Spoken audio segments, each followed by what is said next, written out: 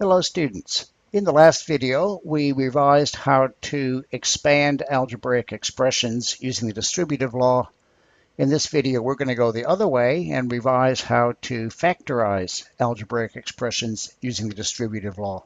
And by the way, the other way of calling this or naming this thing, rather than saying the distributive law, sometimes we just say factorize by taking out common factors. Now, before we actually practice that, I think we need to quickly review factors and in particular highest common factors. So the question is, find the highest common factor of 12 and 8. Well, the way I do questions like this is I start by saying, okay, well, two factors, look at the smallest number, two factors of 8 are 1 and 8. Is 8 a factor of 12? No, it's not. Okay, what about 2 by 4? Well, 4 is a factor of 8 and it's also a factor of 12. And therefore 4 is the highest common factor. Similarly, if I've got two numbers 10 and 20, I start with the smallest number. 1 times 10. Is 10 a factor of 20? Well, it is, and therefore the highest common factor is 10. Okay, you guys try, please, 24 and 40. So stop the video. Okay, start with the smallest number. 1 times 24 is 24 a factor of 40? No, it's not. Try 2 by 12. Is 12 a factor of 40? No, it's not.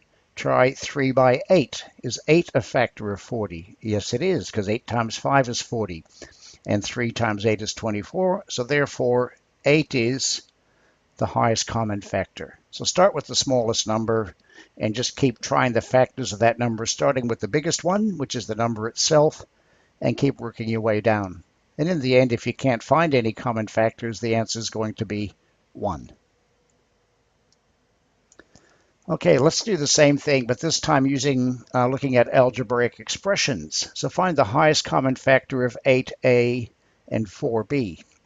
Well, basically, we treat this as like two questions. First, we look at the numbers, then we look at the letters. Highest common factor of 8 and 4. Well, 4 is 4 times 1.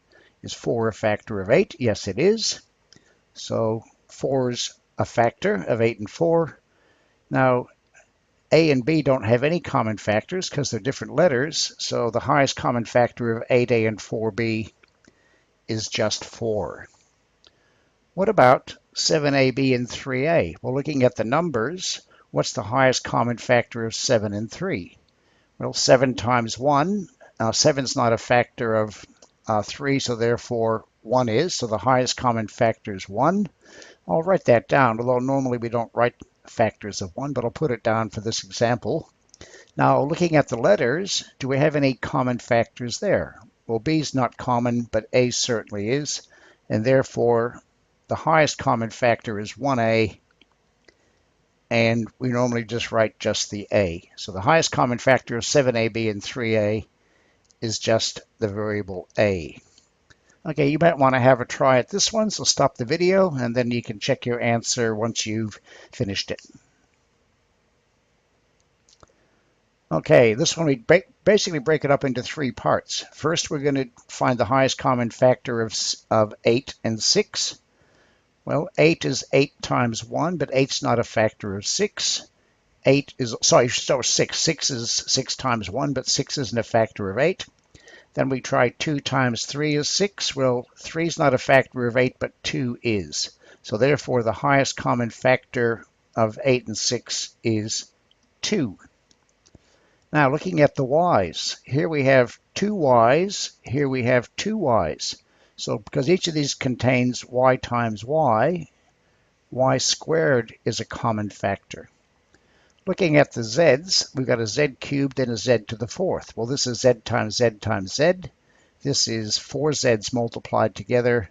The highest common factor is z to the power of 3, because that's a factor of the first term, and it's also a factor of z to the 4th, because that's z cubed times z is z to the 4th, so that is the common factor.